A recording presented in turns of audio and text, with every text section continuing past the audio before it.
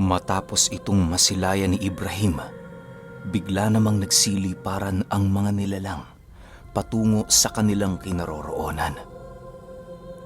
Sa paglapit ng mga ito, doon na tuluyang nasilayan ni Ibrahim ang mga malademonyong pagmumuka ng mga nilalang.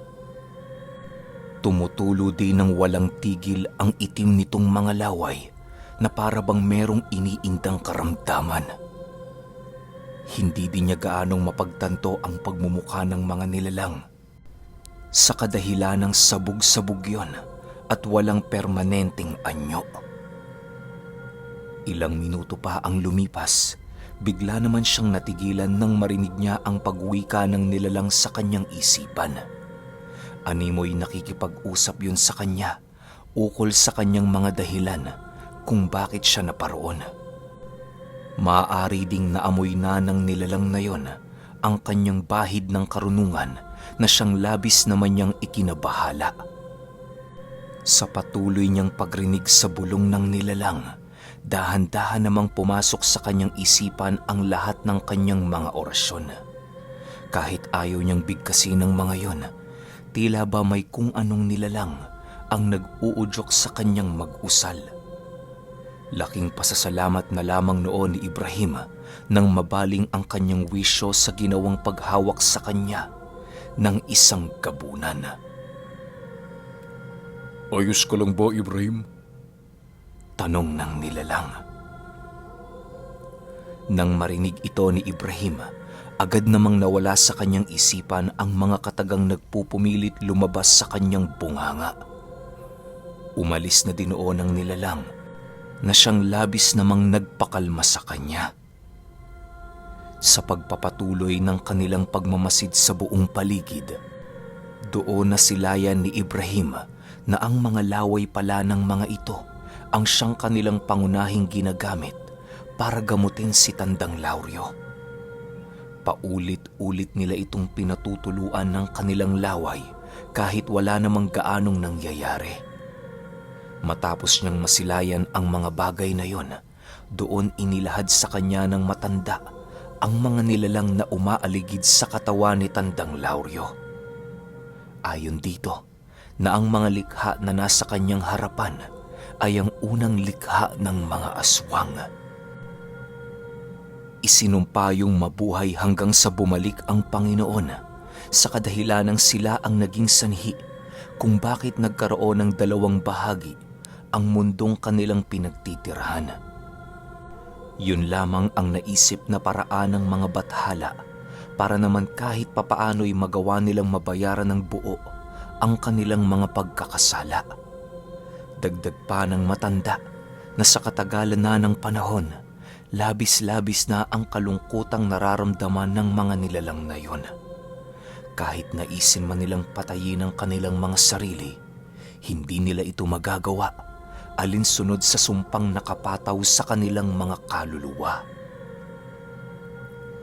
Wala ring paraan para mabasag ang sumpa, kung kaya't pinili na lamang ng mga nilalang na yon ang maging tagagabay sa kanilang mga kauri. Marahil ayon na lamang ang kanilang nakikitang solusyon upang maibsan ang kanilang labis na kalungkutan. Sa pagpapatuloy ng kanilang pag-uusap, doon nalaman ni Ibrahim ang tungkol sa mga abilidad ng mga nilalang at mga bagay na kaya nitong gawin.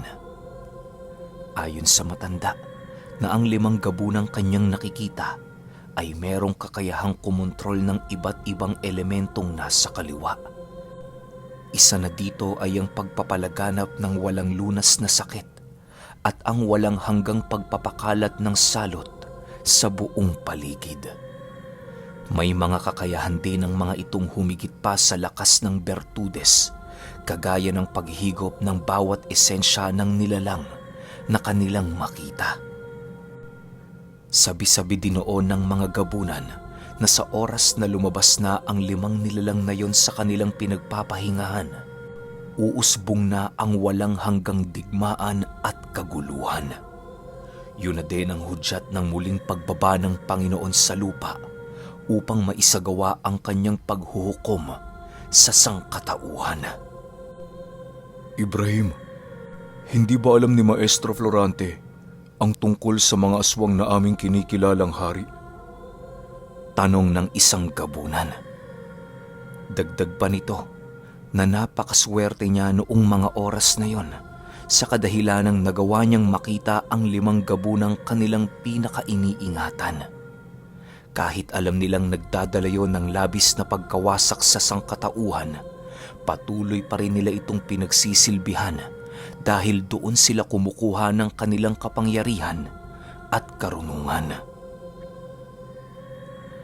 Sa pagpapatuloy ng kanilang pag-uusap, hindi nila nagawang mamalayan ang dahan-dahang pagbabago ng anyo ng 5 nilalang. Ilang minuto pa ang lumipas, laking gulat na lamang niya nang masipat niya ang mga ito na nasa kaanyuan ng isang ordinaryong tao. Wala yung mga saplot at ang tanging nagkukubli lang sa kanilang mga kasarian ay ang mga kaperasong dahon na kanilang nakuha sa paligid. Paglalarawan ni Ibrahim sa 5 sinaunang gabunan, mahahaba na ang kulay puting mga buhok nito sa kanilang mga ulo na halos sumayad na sa lupa. Naninilaw na din ang kanilang mga mata at halos hindi na nila magawang maikubli ang kanilang mga pangil. Subalit sa kabila ng ganoong kaanyuan, doon nakita ni Ibrahim ang mga balat nitong halos walang katandaan. Bukod sa mga malaporselana nilang balat, kitang-kita din sa kanila ang kabataan ng kanilang itsura. Animoy buhok lang sa mga nilalang na yon ang tumanda na siyang labis naman niyang ikinagulat. Sa puntong yon, wala siyang ibang naramdaman kung hindi ang pagkamangha sa kanyang mga nasisilayan. Doon din napagtanto ni Ibrahim na purong kalalakihan ang 5 gabunang nananatili sa lugar. Ilang minuto pa ang lumipas, dahan-dahan na itong lumapit sa kanila na siyang labis naman niyang ikinabahala. Upang magbigay ng respeto sa mga ito, pinili nilang magsiluhod habang nakayuko ang mga ulo. Wala namang nagawa noon si Ibrahim kundi ang sundin ng nais ng kanyang mga kasama. Sa paglapit ng mga nilalang sa kanilang kinaroroonan, panay naman ang ginagawang pagkumpas nito ng kanilang mga kamay. Maya-maya pa, biglang tumayo ang matandang kasama nila habang nagwiwika ng, Panginoon, Diyos naming lahat, kami ay humihingi ng kapatawaran sa pagpunta namin dito sa sagradong lupa nang hindi nagpapaalam. Naway inyo kaming maintindihan na wala kaming ibang nais kung hindi ang kaligtasan ng isa sa aming mga kapatid. kasabay ng pag-uwika ng matanda, ay siya namang pagdukot niya sa kanyang dalang bayong ng isang bungkos ng karne ng tao. Tumutulo pa ang dugo nito na tila ba kakakatay niya lang roon.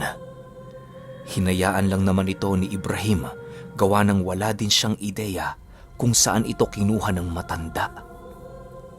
Matapos itong makita ng 5 gabunan, agad naman nila itong kinuha habang nagsasabing, Matindi ang pinsalang natamo ng inyong kapatid. Subalit kayo'y mapanatag dahil karamihan sa kanyang mga natamong sugat nagawang masalag ng bertud niyang tangan-tangan.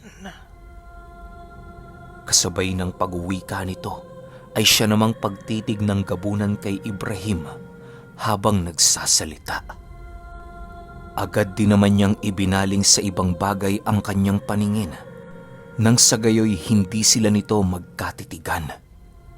Maya-maya pa, bigla naman siyang natigilan sa kanyang kinatatayuan nang maramdaman niya itong lumalapit sa kanya ng dahan-dahan.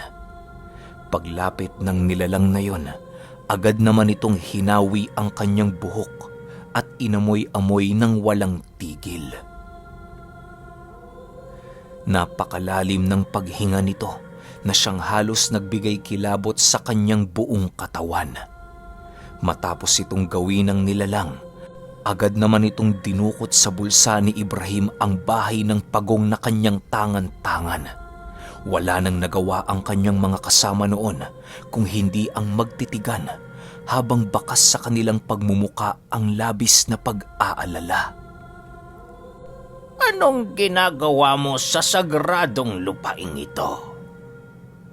Wika ng gabunan habang dahan-dahan itong winawasak ang bahay ng pagong na kanyang tangan-tangan. Matapos niyang gawin ang bagay na yon, agad naman niyang pinaikutan si Ibrahim habang maigi niya itong pinagmamasdan. Lumapit na din ang 4 nitong kasama nang maramdaman nila ang isang amoy ng albularyo na bumalot sa buong paligid. Maya-maya pa, buong lakas namang sumagot si Ibrahim ng, "Wala akong ibang intensyon maliban sa makita ang kaibigan ko. Pasensya na kayo kung nagawa ko pang magbalat kayo para lamang makapasok rito." Nang marinig ng gabunan ang matapang nitong sagot, agad naman siya nitong tinitigan ng mga nanlilisik nilang mga mata. Unti-unti na ding lumalalim ang mga tinig nito na maaaring isang hudyat ng pagkabuo ng kanilang mga galit. Dahil sa mga nangyari, agad namang lumapit kay Ibrahim ang 15 gabunan ni Tandang Lauryo upang magpaliwanag. Doon nila inilahad sa kanilang mga gabay ang mga rason kung bakit meron silang isinamang albularyo sa lugar na yon. Nang marinig naman ng mga ito ang kanilang mga dahilan, halos mas lalo pang tumaas ang tensyon sa paligid. Para na itong mga hayop na nag-aangil na dahan-dahan ang nababaliw. Ilang minuto pa ang lumipas, bigla namang hinawakan ng mga ito si Ibrahim at dahan-dahang dinala patungo sa lugar na kinahihigaan ni Tandang Lauryo. Sabihin mo, bakit kami maniniwala na kaibigan mo ang gabunang ito? Kung hindi ako nagkakamali, maaaring nilason mo ang isipan ng mga gabunan para lamang madala ka sa lugar na ito.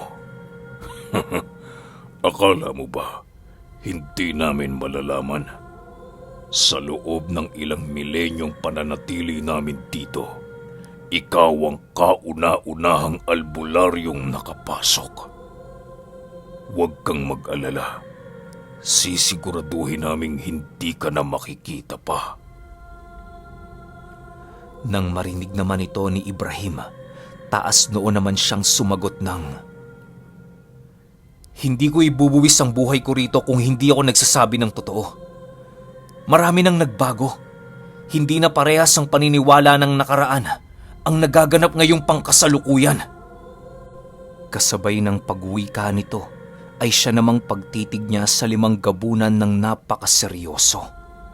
Nang marinig naman ito ng mga nilalang, bigla naman itong nagsiangil habang nag-iisip ng kanilang susunod na gagawin kay Ibrahim. Ilang minuto pa ang lumipas, nakapagpasya na ang mga ito na siya ay kitila ng buhay.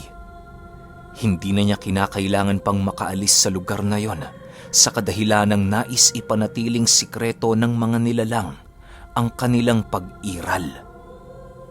Maya-maya pa, tuluyan na ngang napaatras si Ibrahim nang masipat niya ang mga itong dahan-dahang nagbabago ng anyo. Kisap mata lamang noon ang pagitan nang magsanib-sanib ang mga nilalang na siyang nagbigay buhay sa isang malademonyong halimaw. Paglalarawan ni Ibrahim sa nilalang na yon, purong bato ang wangis nito na napapalibutan ng mga nagniningas na alab. Lumulutang din yun sa ere habang patuloy na sinusundan ng mga maiitim na buhangin. Nag-aalab din ng bunganga nito maging ang kanyang mga mata. May 2 din yung sungay sa ulo at meron itong napakahabang mga daliri na merong nagsisitalasang mga kuko. Sa pagpapatuloy ng pagmamasid doon ni Ibrahim, ramdam na ramdam niya ang mabilisang pagbigat ng buong paligid. May mga naririnig din siya noong pagbulong ng iba't ibang uri ng nilalang na halos hindi niya magawang mawari ang eksaktong kinaroroonan. Bago pa man tuluyang makalapit sa kanya ang halimaw, bigla na lamang itong natigilan nang makita nila ang dahan-dahang pagtayo ni Tandang Lauryo sa kanyang kinaroroonan. Itigil niyo yan! Totoo ang sinasabi ni Ibrahim. Siya ay aking kaibigan. Nang hihinang wika ni Tandang Lauryo. Matapos itong marinig ng 5 sinaunang gabunan, wala na itong nagawa kung hindi ang itigil ang kanilang pag-atake. Sa puntong yon, tuluyan na ngang nawala ang tensyon sa buong paligid. Kasabay ng pagtahimik ng lugar, ay siya namang pagbagsak ni Tandang Lauryo sa kanyang kinatatayuan. Dali-dali naman itong nilapitan ng 5 gabunan upang maipagpatuloy ang kanilang naantalang gamutan. Si Ibrahim naman noon, hinila na ng iilan niyang mga kasama upang mailayo sa lugar. Matapos ang mga pangyayari, napagpasyahan na muna nilang lumabas ng silid upang mapag-isipan ang kanilang susunod na gagawin. Doon sila pansamantalang nagpulong upang magawa nilang mapagkasunduan ang mga planong kinakailangan nilang magawa sa oras na makabalik na sila sa baryo ni Tandang Lauryo. Sa paglipas pa ng oras sa yungib, tuluyan na ngang nawala ang kanilang pagsubaybay sa oras. Ni hindi na alam ni Ibrahim kung ilang araw na silang naroon o kung ilang gabi na ba ang lumipas. Sa pagpapatuloy ng kanilang pag-uusap, halos lahat sila ay nagsibatuhan na ng kanilang mga suhestyon ukol sa planong kinailangan nilang gawin sa oras na gumaling na si Tandang Lauryo. Ibrahim, alam na namin kung nasaan ang totoong pugad ng mga Bertudes. Kapag magaling na si Tandang Lauryo, hahanapin namin ito at bibigyan namin kayo ng abiso tungkol sa naisip naming plano. Ito na lamang ang maaari nating gawin para mailigtas ang buong San Remigio. Wika ng isang gabunan. Matapos itong marinig ni Ibrahim, tanging pagsang-ayon lang naman ang kanyang ginawa sa lahat ng sinabi ng kanyang mga kasama. Hindi pa kasi siya noon maaaring makipagdiskusyon sa kadahilanang wala doon si Maestro Florante. Ilang araw pa ang lumipas, tuluyan na ngang nakalabas si Tandang Lauryo sa silid ng 5 gabunan. Hindi naman nakaramdam ng labis na panghihina si Ibrahim, gawa ng patuloy siyang binibigyan ng lakas ng lahat ng kanyang mga mutyang tangan-tangan. Sa muling pagsilay niya kay Tandang Lauryo, hindi niya maiwasang mamangha sa kadahilanang ang pakiramdam niya noon, tumitingin siya sa isang nilalang na bago lamang niyang nakita. Ilang minuto pa ang lumipas, agad naman nilang binagtas ang daan pabalik sa baryo. Naging madali na lamang sa kanila ang paglakbay pabalik sa kadahilanang meron silang isang lagusang dinaanan. Nang tuluyan na silang makabalik sa mundo ng mga tao, agad namang nagsiliparan ang mga gabunan sa baryo. Dinagit noon ni Tandang Lauryo si Ibrahim nang sa gayoy madali nilang marating ang kanilang tahanan. Ginoong Lauryo, ayos na ho ba kayo? Tanong ni Ibrahim habang binabagtas nila ang daan. Ayos na ako, kaibigan. Sa pagkakataong ito, sinisiguro ko sa iyo, meron na tayong laban sa mga Bertudes. Sagot naman ni Tandang Lauryo. Ilang minuto pa ang lumipas, tuluyan na nga nilang nasipat ang baryong kanilang pinoprotektahan. Habang papalapit sila sa lugar na yon, agad namang bumungad sa kanilang mga paningin ang mga Bertudes na kasalukuyang kinakaharap ng iilang mga albularyo at aswang. Hindi ito gaanong makalapit sa mga trensera sa kadahilanang maigi itong binabantayan nila Maestro Florante. Matapos itong masilayan nila Tandang Lauryo, Mabilisan naman niyang nilapitan ang kinaroroonan ng maestro. Para sila noong mga nagsisilakihang uwak na paisa-isang dinadagit ang mga bertudes na kanilang nakikita. Pagbagsak ni Ibrahim sa lupa, agad naman itong sinugod ang iilan nilang mga kalaban ng walang pagdadalawang isip. Si Tandang Lauryo naman, agad na lumapit kay Maestro Florante upang ipagbigay alam sa mga ito ang kanilang presensya. Pagsilay sa kanya ng maestro, agad naman siya nitong hinagkan habang nagwiwika ng, Salamat naman at buhay ka, Lauryo. Ilang araw naming prinotektahan ang baryong ito sa pagtitiwalang ika'y magbabalik. Salamat sa Diyos. Hindi mo kami binigo. Kasabay ng pagwika nito ay siya namang pagsugod ni Tandang Lauryo sa mga bertudes na patuloy na umuusad papalapit sa mga trensera. Si Maestro Florante naman noon, pilit itinaas ang harang na pumapalibot sa kanilang baryo upang magsilbing panghuling depensa ng kanilang pangkat. Ang dalawang disipulo naman noon ni Maestro Florante, agad namang lumapit sa kanilang kapatid nang makita nila itong nakikipaglaban sa pangkat ng mga bertudes. Sa pagpapatuloy ng kanilang pakikidigma, kitang-kita ni Maestro Florante ang lakas na ipinamalas ng 15 gabunan ni Tandang Lauryo. Si Tandang Lauryo naman noon, pilit kinakaharap ang dalawang bertudes na nagtatangan ng paiba't ibang uri ng mga agimat. Ang isa sa mga ito ay purong pangdepensang mutya, kagaya ng mutya ng suso at mutya ng nara. Habang ang isa naman itong kasama ay purong pang-opensang mutya, kagaya ng ngipin ng kalabaw at mutya ng hangin. Matapos niyang malaman ang karga ng mga ito, doon niya napagtanto na isang perpektong pares ang bertudes na kanyang kinakaharap. Ilang minuto pa ang lumipas, bigla namang sumugod sa kanya ang dalawa sa magkabilang direksyon. Wala nang nagawa noon si Tandang Lauryo kung hindi ang lumundag ng napakataas upang makatakas sa mga ito. Subalit lingid sa kanyang kaalaman na mas makapangyarihan pala ang bertudes na nagtatangan ng mutya ng hangin kapag hindi nakalapat ang mga paa nito sa lupa. Pagtalon din ng bertudes na yon, agad siya nitong naabutan at walang sabi-sabi. Mabilisan nitong nagpakawala ng isang napakalakas na pagsapak na merong basbas ng ngipin ng kalabaw. Pagtama ng ataking yon sa kanyang katawan, agad naman siyang bumulusok sa lupa at kasabay nito ang pagsugod sa kanya ng bertudes na nagtatangan ng mutya ng suso. Hindi pa man noon nakakabangon si Tandang Lauryo, muli na naman siyang tumilapon dahil sa pagsuwag ng bertudes na sumusugod sa kanya. Pagtama ng kanyang katawan sa puno, agad naman siyang napatayo at mabilisang tinawag ang kanyang sigbing alaga. Kahit dumudugo na noon ang kanyang bumbunan, patuloy lang naman ang kanyang ginawang pagngisi habang nagwiwika ng,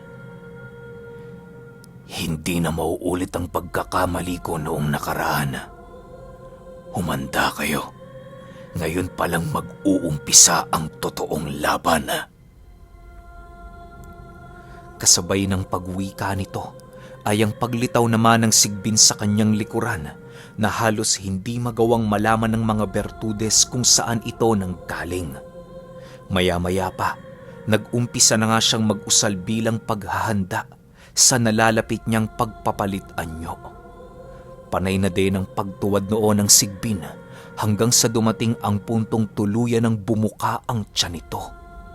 Sa pagbalot ng kadiliman sa katawan ni Tandang Lauryo ay siya namang pagyakap sa kanya ng sigbin para makipag-isa. Matapos ang mga pangyayaring yon, bigla namang lumitaw sa harapan ng mga bertudes ang isang nilalang na kakaiba. Nagkikiskisan ang mga ngipin nito na parabang labis na nasasabik sa magaganap na digmaan. Sa pagsilay ni Maestro Florante sa kaanyuan ni Tandang Lauryo, labis naman itong nabahala sa kadahilanang alam niyang hindi ito nagagawang makontrol ng pinunong gabunan. Nagbago lamang ang ganoong kaisipan ng maestro nang masipat niya ang pagkilos nito na naaayon sa galaw ni Tandang Lauryo. Nang masipat naman ng mga Bertudes ang paglapit nito sa kanilang harapan, agad din naman itong lumusob ng buong lakas. Subalit bago pa man ito magawang makalapit sa kinatatayuan ni Tandang Lauryo, bigla naman itong napatigil nang masipat nila ang dahan-dahan itong paglaho. Kisap mata lamang noon ang pagitan nang tuluyan ng mawala ang bakas ni Tandang Lauryo sa buong lugar. Sa pagtahimik ng paligid, hindi maiwasang makiramdam ng mga Bertudes sa lugar na maaari nitong puntahan.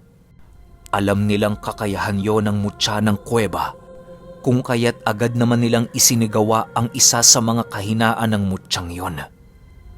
Maya-maya pa, bigla naman silang natigilan nang marinig nila si Tandang Lauryo na nagwiwika ng, Uubusin ko kayo.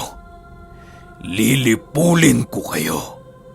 Wala akong ititira kahit bata sa inyong mga lahi. Kasabay ng pagwika nito ay siya namang mabilis ang paglitaw ni Tandang Lauryo sa harapan ng Bertudes na nagtataglay ng mutya ng hangin.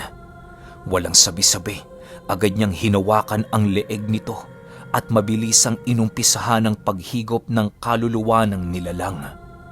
Bigo naman noong maisagawa ni Tandang Lauryo ang kanyang binabalak sa kadahilanang nagawa siyang mapigilan ng isa nitong kasama. Matapos ang mga pangyayaring yon, agad naman siyang naglaho sa buong paligid habang patuloy na tumatawa. Sa puntong yon, hindi maiwasang maramdaman ng kanyang mga kalaban ang paglalaro niyang ginagawa sa mga ito. Ilang minuto pa ang lumipas, muli na namang lumitaw si Tandang Lauryo sa likurang bahagi ng dalawa at walang awang itinarak sa Bertudes na nagtatanga ng mutya ng suso ang kanyang tabak na gawa sa kalansay ng tao. Sa puntong yon, wala nang nagawa ang nilalang kung hindi ang magsisisigaw dahil sa sakit na kanyang nararamdaman.